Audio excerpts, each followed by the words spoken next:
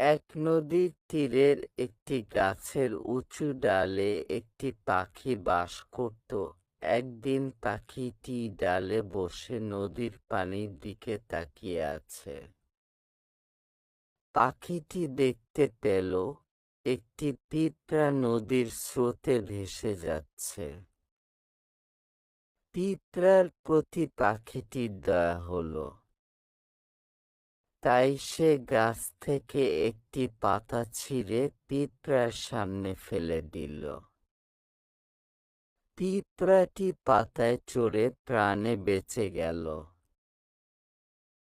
ওই পিঁপড়াটির বাসাও পাখিটির গাছের কাছেই ছিল। তাই পাখি আর পিঁপড়ের ভালো বন্ধুত্ব হয়ে গেল।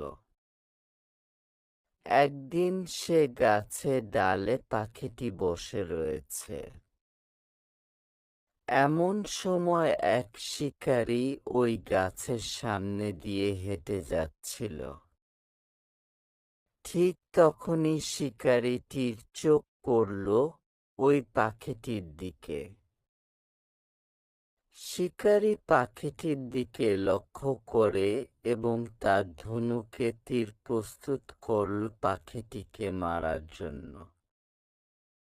শিকারীটি তীর ছুঁড়তে যাচ্ছে, এমন সময় পাখিটির বন্ধু পিঁপড়াটি এসে শিকারীটির পায়ে শক্ত কামড় বসিয়ে দিল।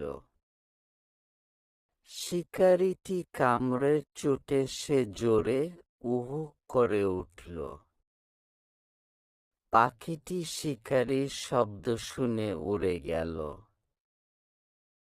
শিকারীটির তীর লক্ষ্যভ্রষ্ট হল।